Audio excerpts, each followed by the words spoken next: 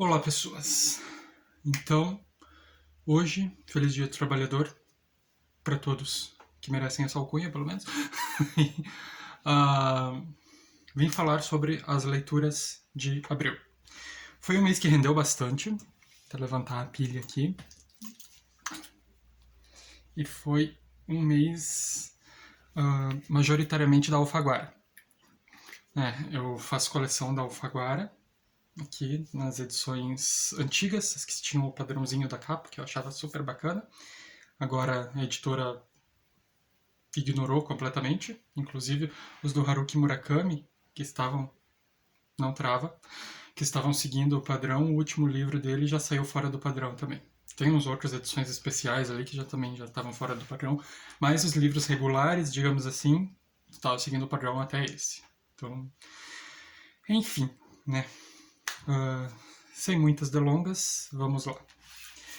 Comecei o mês lendo Rostos na Multidão, da Valeria Luiselli, não sei direito como é que se pronuncia, ela é mexicana. E é um livro fragmentado, deixa eu abrir aqui para mostrar. Ele é como se fossem vários trechos assim que a personagem vai escrevendo, porque ela é a história dela ali, casada na cidade do México, ali com seus dois filhos, uma bebezinha. Para de travar, porcaria! Uma bebezinha e um menino médio, como ele mesmo se chama, e ela vai se referir a ele assim. Ah, e o marido dela e ela escrevendo sobre meio que memórias de quando ela morava em Nova York, trabalhava como editora ali e ela fica encarregada de encontrar um novo nome, grande nome latino para tipo, eles usam aqui para ser o novo Roberto Bolanho.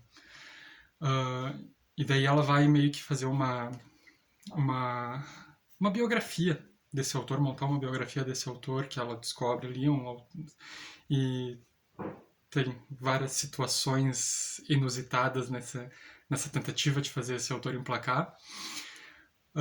E, assim, é uma história de cotidiano, é uma história bem fragmentada, assim, como eu disse, e daí ela abrindo uma página que não tem nenhuma fragmentação. Mas, enfim, aí tem os trechos dela falando do dia a dia, tem os trechos dela falando desse tempo, tem os trechos dela falando desse autor, e esse autor meio que vai tomando uma voz e quase virando um narrador aqui também. E é uma espécie de história de fantasmas moderna, assim, eu achei bem interessante, bem divertido. Não foi o livro que super me empolgou e tal, mas é um livro curtinho, ele não tem nenhuma marcação porque eu estava sem post-its, mas é um livro curtinho, é um livro bacana, divertido e bem interessante. Aí para o desafio MSL do mês de abril, que era um livro que debatesse um tema sensível, eu peguei justo um que a Michelle sugeriu quando ela colocou a categoria, que foi o Lolita, do Vladimir Nabokov. Podem ver que eu marquei bastante coisa. É um livro belamente escrito, tudo que falam dele ali sobre a maestria, como ele é construído, realmente é muito boa, mas é um livro que eu não gostei. Sei que é o livro favorito de muita gente, o livro nunca é unanimidade, mas foi um livro que me causou muito mais desconforto. Ele é um livro interessante, assim, porque tipo, ele vai te fazer sentir sensações, se você tiver uma alma dentro de si, pelo menos. Você vai sentir repulsa, você vai sentir muita coisa além disso daqui. Uh, mas eu gostei mais do livro, mais pro final, do que. Porque ele fica muito tempo na coisa do cara ali declarando e se desabrochando todo de amor pela Lolita. Tem toda uma situação ali que justifica o porquê dele sentir toda essa atração pela Lolita e tal. A Lolita também não é nenhuma santa, mas enfim, isso não exime ele o Humbert da culpa de forma nenhuma. Mas enfim, gostei da experiência, quer dizer, não gostei da experiência de leitura, foi bem traumática, mas gostei do fato de ter lido o livro, mas não gostei do livro. Aí peguei esse daqui, que é A Folha Dobrada, do William Maxwell, que é um livro que depois do soco que foi o Lolita, esse daqui foi mais acalentador, digamos assim. Vai ser a história de dois rapazes, assim, eles se conhecem na escola. Como é que é o nome deles? o Lime e Spud. Spud é Charles o nome dele, se eu não me engano, mas chamam ele de Spud. O Lime é um guri franzino, esquisitinho ali, que faz de tudo pra passar desapercebido, não é bom em esportes, não é bom em nada. Ali ele tira notas boas, mas sabe, ele é o excluído lá, o CDF do fundo da sala, ele é eu, basicamente. E o Spud aparece ali na escola, ele é um guri bom nos esportes, é briguento, enfim, eles vão desenvolver uma amizade, essa amizade vai ser uma amizade muito forte, inclusive algumas pessoas podem até confundir as coisas aqui. Tudo bem que eles não facilitam, né? Para não confundir as coisas. Mas eles não têm nenhum tipo de apelo sexual um pelo outro. Eles têm uma amizade muito profunda, eles confiam muito no outro, eles se amam muito, eles são como irmãos. E a gente vai ver a formação dessa amizade e até o tempo da faculdade, que eles vão morar juntos. Eles. Que eu digo que eles não facilitam porque eles tomam banho juntos, eles dormem juntos e tal. Em certos contextos eu já dormi também com amigos meus, já tomei banho no mesmo lugar ali, coisa, mas tipo, nunca esfreguei as costas de ninguém. Mas enfim. Por isso que eu digo que eles não facilitam muito para não misturar as coisas ali, para o leitor não misturar as coisas. Mas também fica de quem estiver lendo interpretar como preferir. Eu não vejo nada sexual entre eles, como eu disse. É sim uma amizade muito profunda. A gente vai ver que essa amizade vai ser abalada em alguns momentos ali, principalmente na faculdade, quando o Spud é uma namorada e eles viram um trio. É, por mais que o Lime não goste de segurar a vela no começo, né, acabam virando um trio. É muito bacana, muito legal, gostei bastante. É uma história de amizade, uma história de perdão, uma história de dependência emocional também, né? Mas bem bacana. Aí, saindo um pouco da Alfaguara, eu li essa coisa maravilhosa aqui, que foi Mundo Sem Fim, do Ken Follett. Stolete, ele é dividido em 2 volumes, mas é um livro só, né? E ele é uma continuação de Os Pilares da Terra. Né? Ele se passa uns 200 anos depois de Pilares da Terra. Tem muito mais personagens, tem muito mais situações. Aqui ele vai abarcar o período ali de 1300 e pouco, 1358, onde ele vai tratar sobre a peste negra, né? Como a devastação que ela causou na Europa ali. Então vai abarcar esse período também, e muito antes disso também. Ele começa com 5 crianças. São 5? 2, 4, 5. 5 crianças.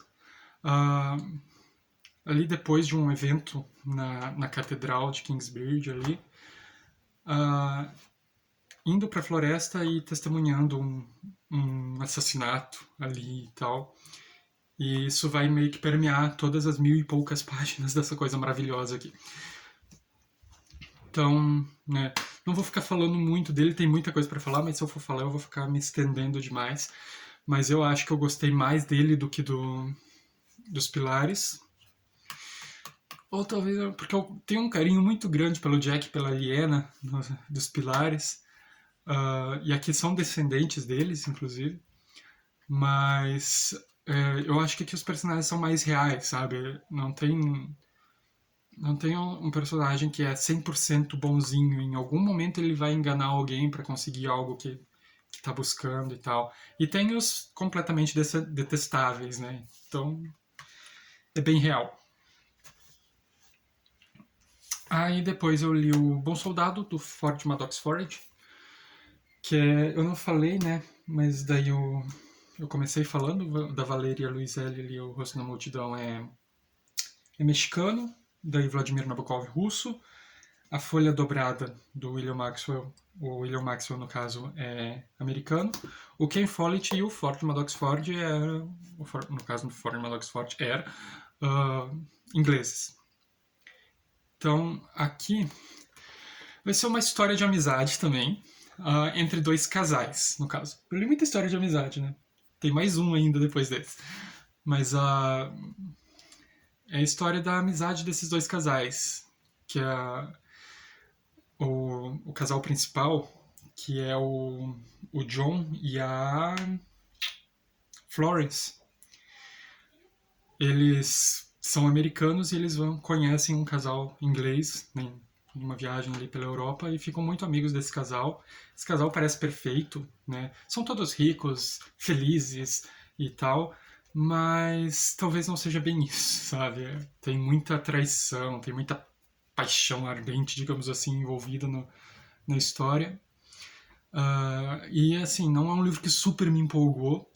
Eu admito que eu tive que vestir minha capinha de velha fofoqueira da rua para para aproveitar os, os babados que estavam acontecendo aqui, as traições, quem estava traindo quem estava ficando com quem e tal. Mas é uma história bacana sobre hipocrisia, sobre a vida de aparências e sabe, esse tipo de coisa. Eu gostei. Tá, tá longe de ser o preferido do mês, inclusive. Acho que é o penúltimo na lista dos favoritos. Assim, se fosse ranquear, ele estaria ali só acima do Lolita mesmo. Talvez até abaixo. Enfim, é um livro que está no 1001 livros, né? Eu não procuro muito ler, mas eu descobri, quando eu comecei a ler ele, eu descobri que ele estava na lista. Falei, então tá, né? Já tô lendo mesmo? Então vamos. Depois eu li A Borra do Café, do Mário Benedetti. Desescurece. Que é... Mário Benedetti é uruguaio. Então, viajei o mundo esse mês. Aqui, deixa eu lembrar direitinho. Sim. Vai ser a história do Mário. É Cláudio, não Mário. Mário é o autor. Mas ele vai usar episódios da infância dele para contar uma história super bem-humorada, super divertida, assim, sobre a vida, né? Sobre crescer ali, sobre a infância ali no Uruguai. É um livro que não é assim, super memorável. Ele me lembrou em alguns momentos, inclusive, deixa eu pegar aqui. O Sul da Fronteira, Oeste do Sol, do Murakami. Porque aqui também vai ter uma mulher misteriosa ali, né? Não é bem diferente do fato da mulher misteriosa ali do Murakami, mas tem uma mulher que meio que permeia a vida do Cláudio ali e vai trazer problemas, trazer fantasias, enfim, ele vai meio que ajudar ele a descobrir o mundo. Só que né, a gente fica o livro inteiro sem ter certeza se essa mulher realmente existe, né? Ela aparece pela primeira vez quando ele ainda é criança, enfim, ele vai reencontrar ela no decorrer da vida, mas, enfim, é divertido, é gostosinho, é rapidinho de ler. Acho que eu li em um dia isso daqui, enfim, bem bacana. Aí li O Dia de um Escrutinador, do Ítalo Calvino, que é cubano, mas é considerado italiano, porque ele só nasceu em Cuba e cresceu na Itália e tudo.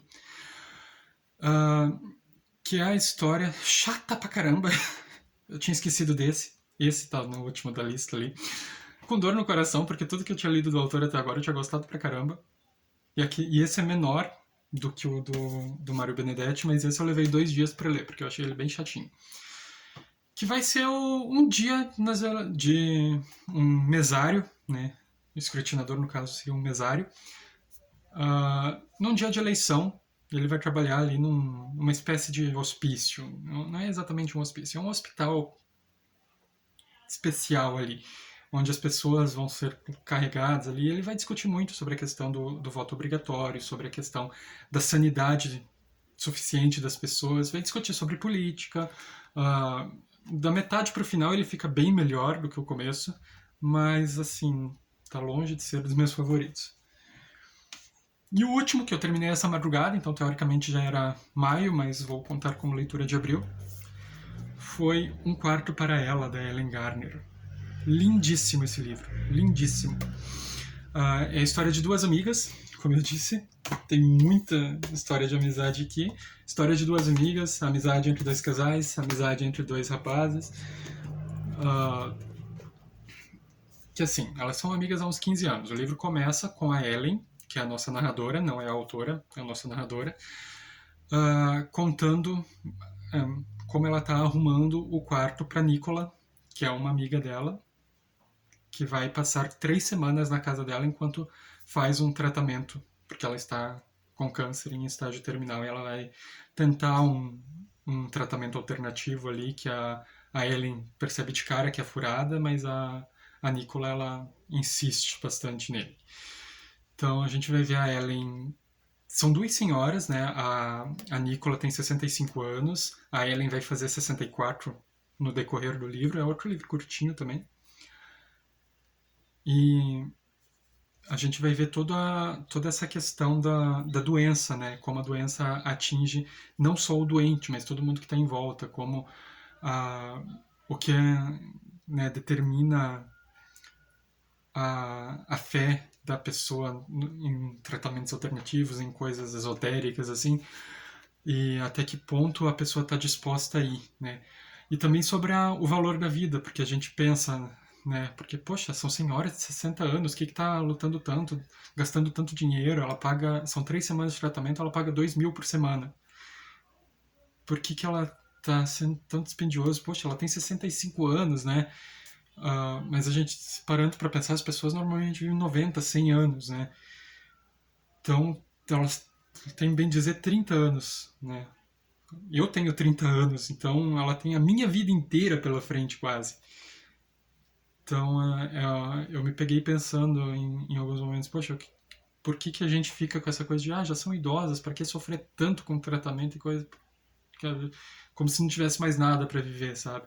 A história da amizade delas, que é uma amizade muito sincera também, mas que não deixa de sofrer os seus abalos por opiniões contraditórias ali e por uma sobrecarregar a outra e a questão de uma, sabe, a Nicola ela é uma pessoa muito adorável assim, só que ela se força a ser mais, ela acha que ela desperdiçou a vida porque ela nunca casou, ela nunca teve filhos e ela diz que ela nasceu numa família boa, ela teve bastante dinheiro, ela teve uma carreira de sucesso, então ela teve sorte, mas ela desperdiçou toda essa sorte dela porque ela pegou câncer, ela não teve um marido, um casamento, ela não teve um marido, ela não teve filhos, ela não vai deixar nada no mundo, sabe?